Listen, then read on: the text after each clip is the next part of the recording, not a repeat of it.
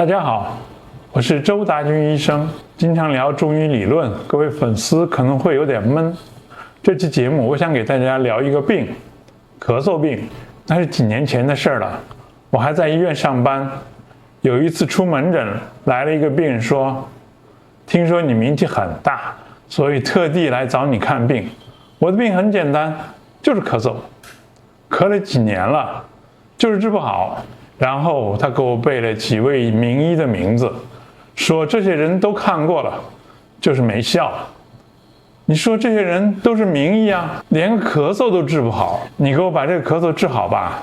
可是我想的是，这哪有那么容易啊？另有一次跟几个西医教授吃饭聊天，有一个教授的研究生忽然问我，周主任，我对中医很感兴趣，请问中医中咳嗽怎么治疗？于是我就问他，那你先告诉我，急性上呼吸道感染可以引起咳嗽，慢性过敏性鼻咽炎可以引起咳嗽，肺炎可以引起咳嗽，哮喘可以引起咳嗽，甚至因慢性胃炎、食道反流可以引起咳嗽。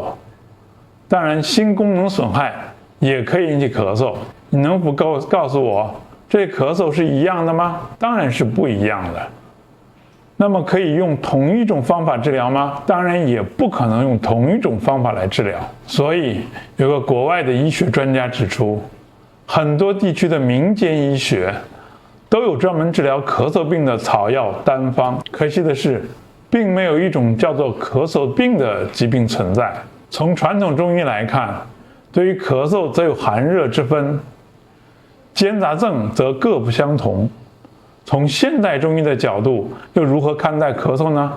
一句话，辨病与辨证相结合。哮喘咳嗽多见寒症，用小青龙汤、麻黄附子细辛汤；一般的上呼吸道感染、慢性气管炎咳嗽多见痰湿咳嗽，可以用止嗽散、杏苏散；肺炎咳嗽都是热症，可以用麻杏石甘汤等等。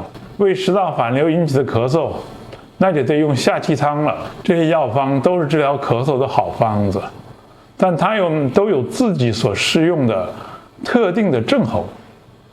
作为医生，我们所关心的是表现为咳嗽时所展现出的具体的症候。